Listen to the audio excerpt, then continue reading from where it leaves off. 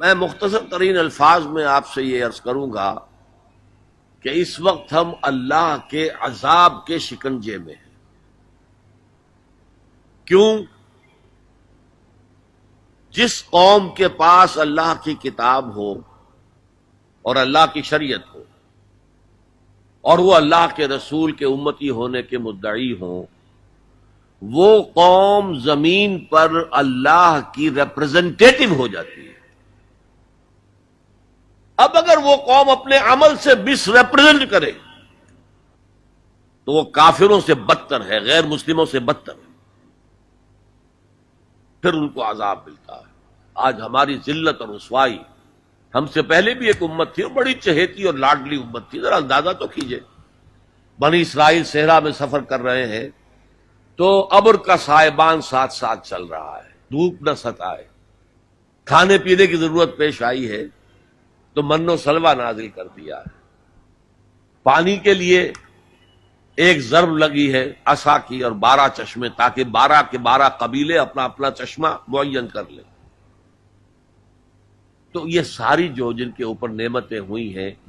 انہی کے بارے میں فرمایا گیا جب انہوں نے بے عملی اختیار کی، بد عملی اختیار کی، شریعت کو پس پش ڈال دیا، اللہ کی کتاب کو پس پش ڈال دیا۔ نبذ فریق من الذین اوتوا الکتاب کتاب اللہ وراء ظہورہم، تو پھر اللہ نے فرمایا ضربت علیہم الذلۃ والمسکنۃ وباؤوا بغضب من اللہ، ان پر ذلت، کمزوری اور مسکنت، کم ہمتی مسلط کر دی گئی، اللہ کے عذاب کے اندر گر گئے۔ اسیرینز آئے، ان کا مقابلہ نہیں کر سکے، انہوں نے سلطنت اسرائیل کو تہو بالا کر کے ختم کر دیا۔ نبوکڈنیزر آئے، اس کا مقابلہ نہیں کر سکے، اس نے لاکھوں کو قتل کیا، لاکھوں کو وہ کیپٹیو بنا کر بیبیلونیا لے گیا، اور حضرت سلیمان کے بنائے ہوئی مسجد کو، جسے وہ ٹیمپل کہتے ہیں، ٹیمپل آف سولومن، اسے گرا کر زمین کے برابر کر دیا، 2 اینٹیں سلامت نہ رہی، یروشلم میں ایک انسان نہ رہا، کوئی متنفس نہ رہا۔ یہ عذاب کیوں آئے تھے؟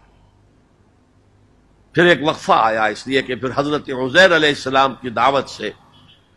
لوگوں میں عمومی ایک توبہ کی تحریک برپا ہو گئی، لوٹو اللہ کے دین کی طرف، لوٹو شریعت کی طرف،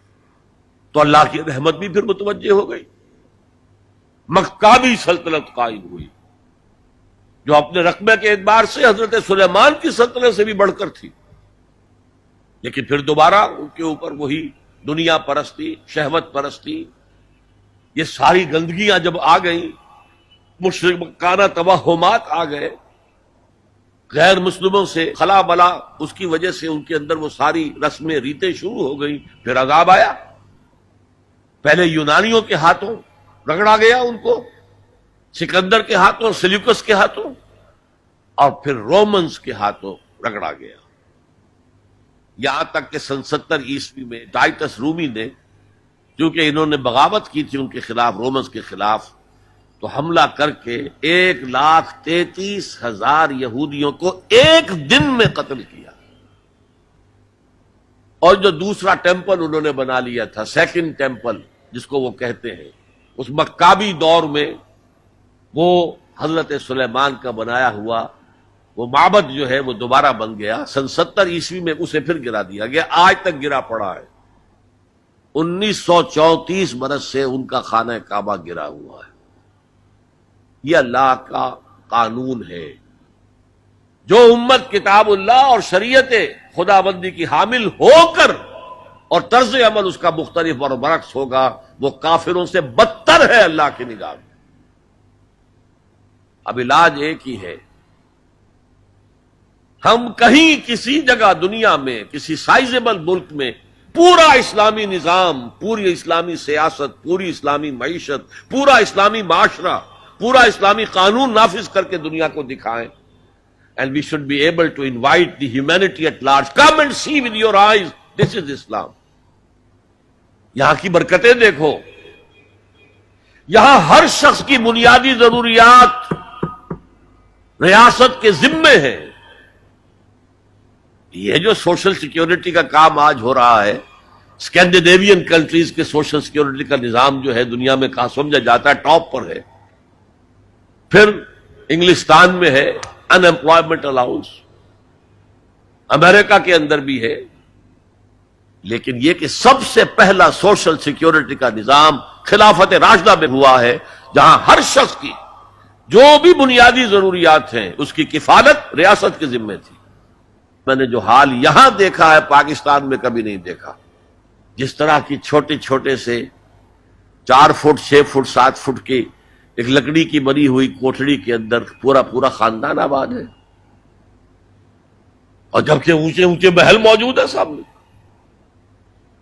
یہ عجیب ملک ہے، ڈیموکریسی میں بہت اونچا، لیکن سوشل سیکیورٹی کا کوئی نظام سرے سے نہیں، سرے سے نہیں۔ ہمارے ہاں پاکستان میں بھی وہ کوئی اسلامی نظام ہے، جو زکوٰۃ ہے وہ پورا بیت المال کا نظام قائم نہیں ہے جیسے کہ ہونا چاہے، پھر بھی کچھ نہ کچھ زکوٰۃ کا نظام جو قائم کر گئے تھے ضیاء الحق صاحب، اس سے کچھ نہ کچھ غریبوں کی مدد ہوتی۔ تو بہرحال جب تک ہم دنیا کے سامنے اسلام کی نمائندگی نہیں کریں گے، صحیح اسلام کی اور کامل اسلام کی، اس وقت تک ہمارے حالات میں کوئی بہتری نہیں آ سکتی۔ هي الحلقات تحفظني بآيات من القرآن، هي الحلقات تملأني بحب المصطفى العدنان، هي الحلقات تحفظني